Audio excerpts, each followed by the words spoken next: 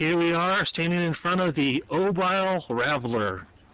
I think it was originally Mobile Traveler, but looks like we've lost a couple of letters. This is the beast, and I got it on the cheap because I don't have a lot of money, and she's going to need a little engine work. Hopefully nothing that I can't handle. And just come around to the door here, see what she has on the inside.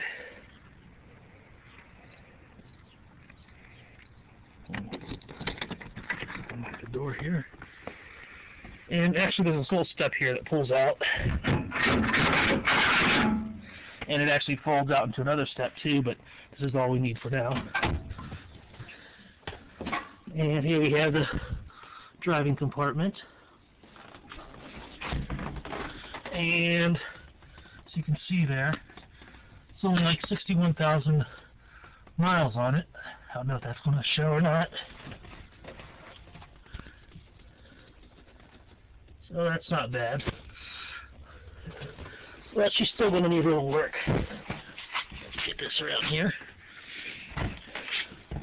And we got this nice little curtain for privacy here, so I can close that off to the world. And a lot of foam rubber and a ladder sitting up here. I'm going to have to clean out all this foam rubber, probably soak it in some warm soapy water and then let it dry off in the sun.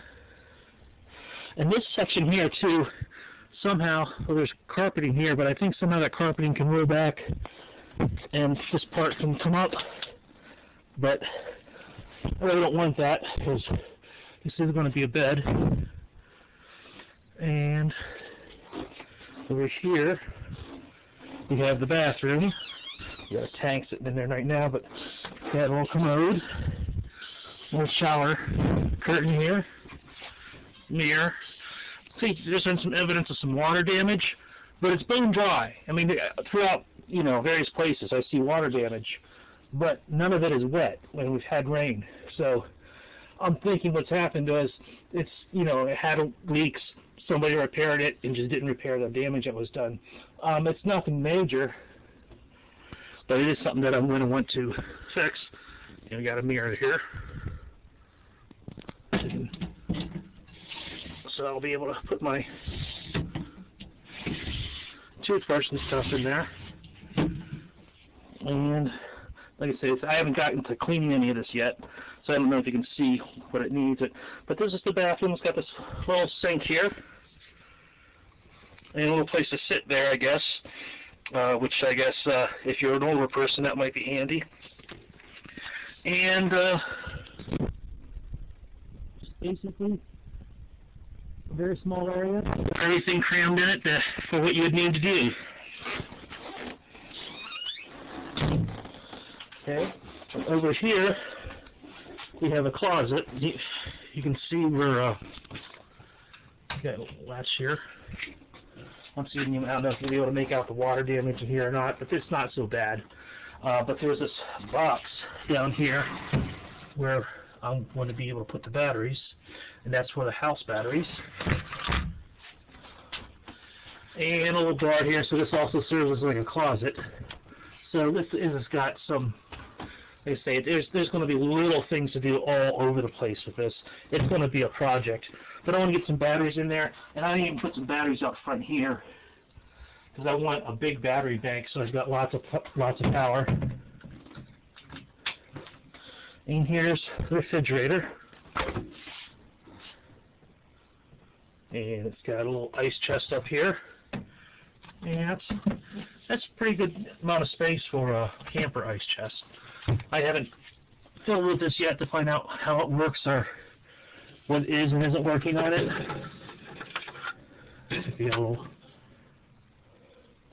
But yeah, there's lots of things for me to explore on this and see what's happening.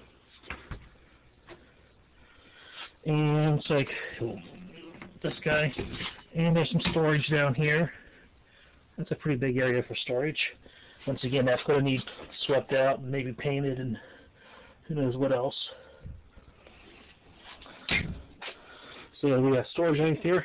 Got this really neat little shelf here, which you can mount a TV on, I guess. Little light there. Electric socket. This has AC and DC on it. And let's go right here to the other side. There's still a couple of these latches don't work really good, so we'll have to play with those. It says, God bless our trailer. Here's the stove. It's got these. Like I said, I haven't cleaned anything up yet. I'm just at this point just still poking around to see what works. And but it's a little 3-burner stove. You got a little hood up here too, a little spice rack. And because this is an older model,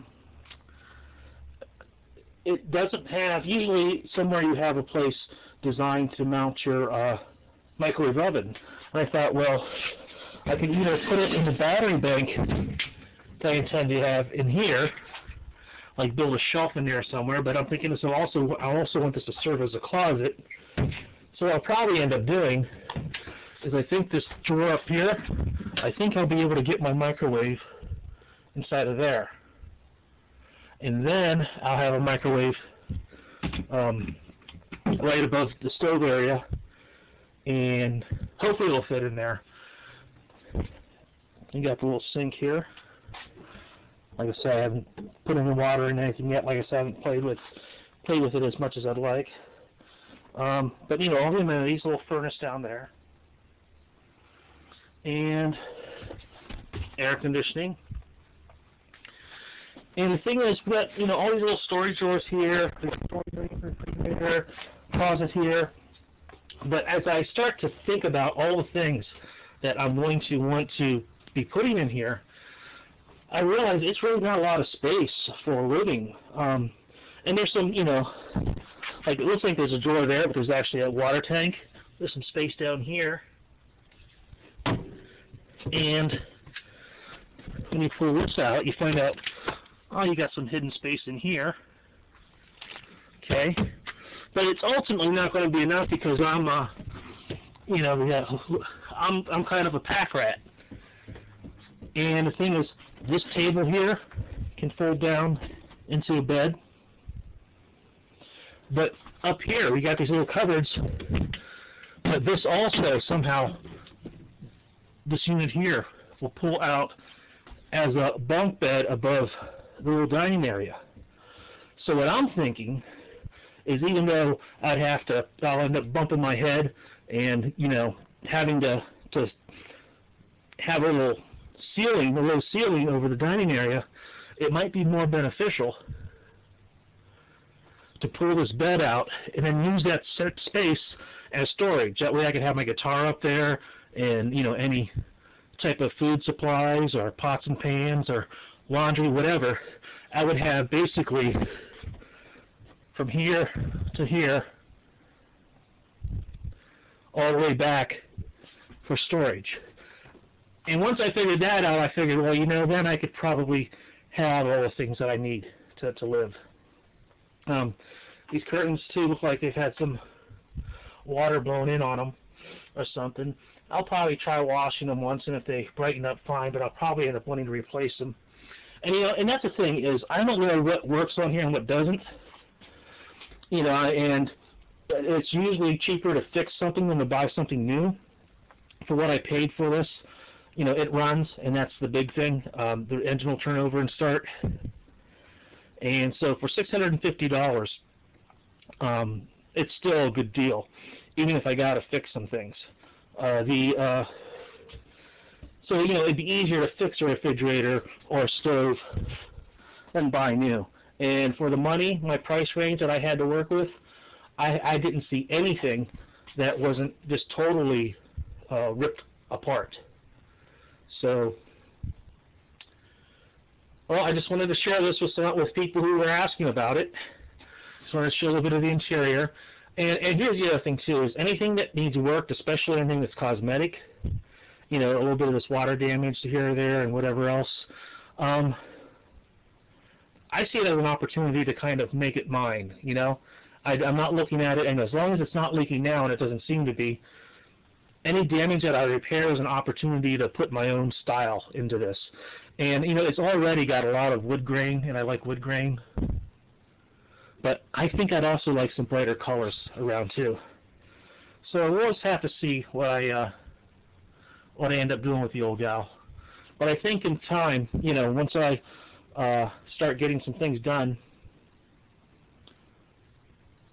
once I get the momentum going, I'm gonna enjoy, you know, living in this thing and being able to be on the road with it.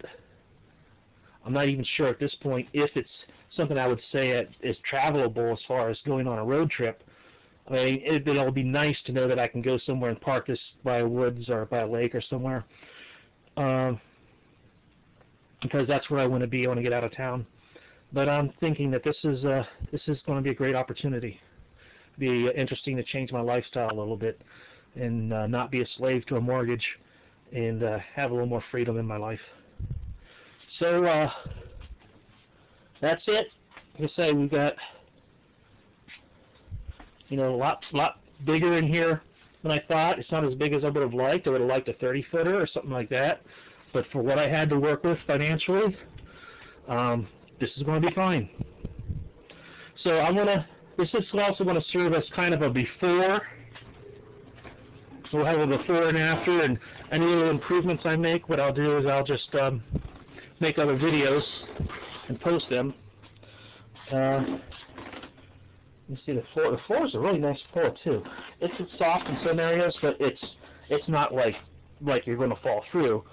And if I had to, I could put another subfloor on top of this. I got materials. But I think this is going to work out okay. Oh, we got storage underneath the sink here too. So like I say, there's lots of possibilities with this thing.